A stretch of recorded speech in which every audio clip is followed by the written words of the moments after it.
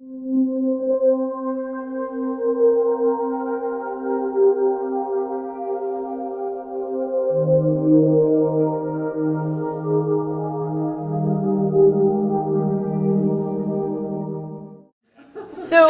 I just want to kind of gauge everybody's feeling at this point. Do you all feel like you're hearing new things today? Is your brain going with ideas about how you can start implementing some of these things? It's trying. It's trying. We were just talking about what we have to do, three of us, and then give some recommendations, is to fine tune a lot of the stuff you've given us for our parish Right. and our community. It's definitely not a one size fits all. So in a way, it's a bit overwhelming, but some great food for thought. Great. Well, that's the beginning of the process. And we'll get into more of that in a few minutes as far as how you're going to start trying to implement some things into what you're currently doing. Any feedback on this side? Cheryl, I want to thank you. You've actually provided quite a bit of good information. Anything that's stuck out at you so far as relevant or that's new? Well, I think it's not that it's new, but it's just bringing home the point of how we communicate our message in a compelling way in terms of what we do, because I think we get caught up in, as you were saying, like the difference between saying, oh, we put kids on horses, to saying we change lives through horses. I mean, it's a huge difference. Right. So it's how we communicate that, so that really resonates. Great. Father Joseph, anything that's been relevant for you so far with what we've discussed? Anything that's jumped out at you as new or got your brain thinking through some possibilities? Well, yeah, those things, those are things that I've learned before, but they kind of like refresh in my memory.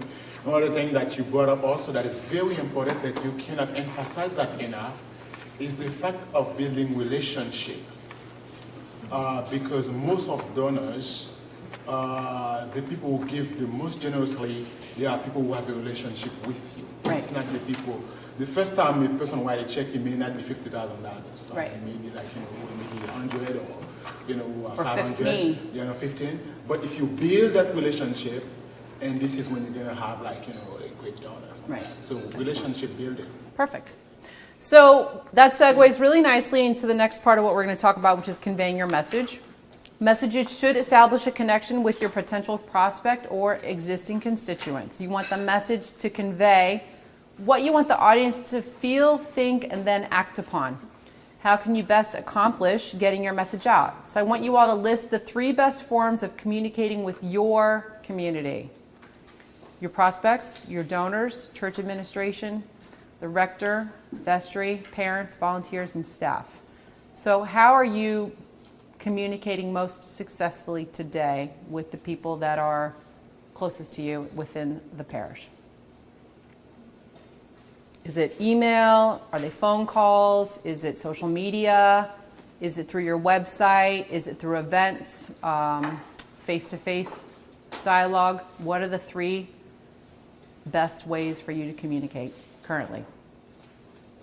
Right now, I have to do the announcements on most Sundays. So I was able to get that Monday night group, those teams, just from making the announcements. And this morning, I have found someone who can possibly come that 5th Monday. I don't cook. I eat well, but I don't cook.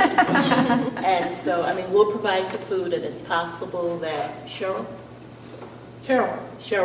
and some of her members will come in on that 5th Monday.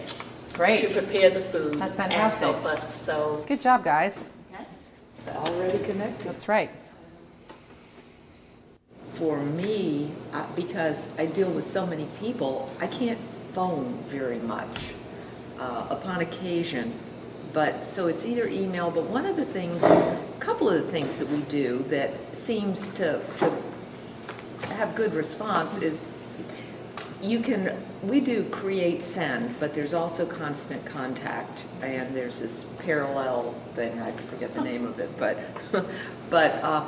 what's so good about that is you can send out announcements, whatever, with pictures. You can put pictures in, but you can also keep track of who all is looking at what you, yeah, Or opting out. yeah, or is not, that Or you how many can, times you they're can go to reading. the reports, because you have to enter all the names that you want to include in different groups. You know, say you've got your back to school group, event group, you know, they can be a group. But you can see, you can go and you can plug in and find out who's reading your emails, who's not, who's, you know, it's very interesting. And then secondly, we have a bunch of different Google groups. I don't know whether you all do Google groups. And that is through Google, and you can put together your group with the emails and names. And then every time you send out a notice, it goes to all of them. And you can talk back and forth by email with the Google group. And it's really very helpful, especially if there are distances between people. We've done this in the Keys with our Keys group, and the entire Keys leadership can get the same information back and forth.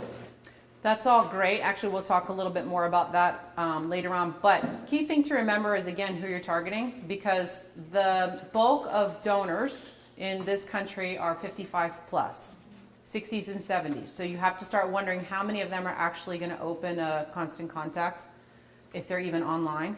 If So that you- is your, yeah. You if have to that's your focus. customize your marketing efforts to your demographic, and you're going to have target markets within your demographic. You're going to definitely use online and internet to target the younger generation, but you're going to need to use phone calls and, you know, sending letters and things like that to the mail to target people in their 60s and 70s and 80s, because they're not going to be online. They might get online No. infrequently, and they might miss the message that might be timely or relevant towards an event or something like that. I do know of a lot of other groups that find that a challenge. So just be conscientious of it. And again, before you start putting a lot of time and effort into it, find out from people, how do you like to best be communicated with? Can we send you an email? Are you on LinkedIn? Do you have a Facebook page? Did you like our Facebook page? Do you want us to call you? What's the best way for us to communicate? Do you ever go to our website so that you understand? Because otherwise you're just assuming that they're getting your information, or, you know, that they are not responding because they haven't seen it. I mean, the one for us works the best is word of mouth. Right. That's key for everything. Especially if you're doing like with the St. Mary's Kitchen. You know, one hungry person tells another where to Right. get fed. Yeah. And they show up. Right. And then they find out that there's health care there too. And I mean, it just becomes a really real reason for them to show up every week. That would motivate me if I was hungry. Yes. When you're trying to work smarter, not harder, if you are finding out that, you know, asking people how to communicate with you, and so much of it is more time intensive, how is that working smarter? I mean, I find that I ask people if they'd like to be involved. Do they have a computer? Would they be willing to get online? And most of the time they are, because I don't think I wouldn't have the time to be talking to people all the time. Well, it's not necessarily just about you talking to people. Again, think about expanding your resources. So you may have a group of volunteers who could be a phone team, who can call, take an hour a day. Either you give them a list of people to contact with a script, or they come into the church and they spend an hour one night a week, whatever that is, making those phone calls on your behalf.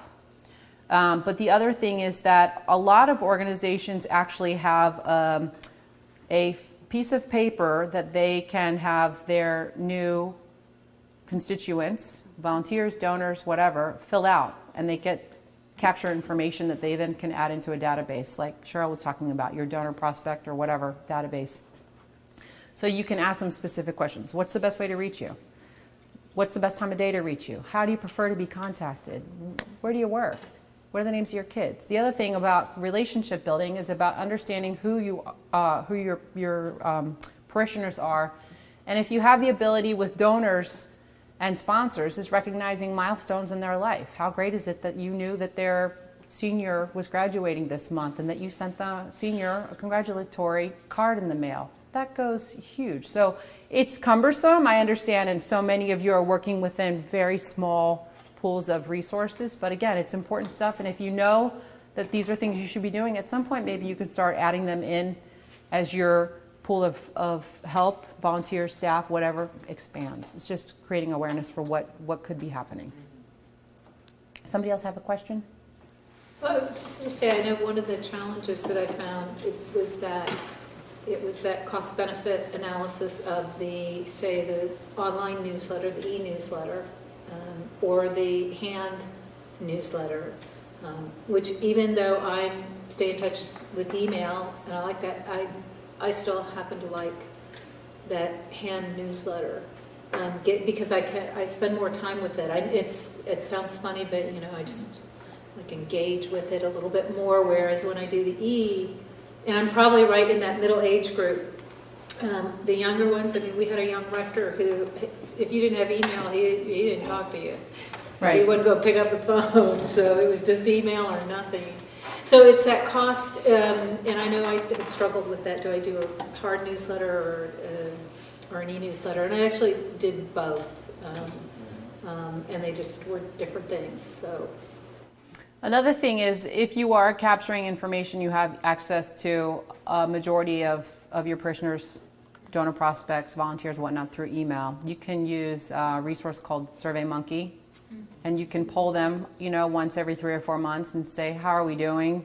How can we improve? If we decided to send out a newsletter, or do you prefer the newsletter in hard copy, or do you want to continue getting it online? What makes more sense? And then you can kind of base your move on that response that you get back, because like constant contact, it comes back with all the reporting, and it gives you a really good understanding of what they like, what they don't like, where you can put more focus and where you can detract your time and efforts because it's not appreciated or it's not needed or it's not being seen or whatever. So I understand what you're saying, and I get it. It is about working smarter, but at the same time, you could be creating this massive email and, you're not reaching the people that you really need to reach with it because they're not online.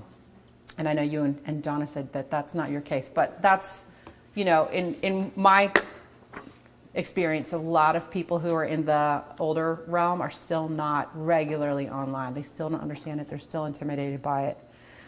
And then you have those people who are in their, late 70s, early 80s who have a Facebook page. So it's to keep up with the grandkids, of course. Anyway.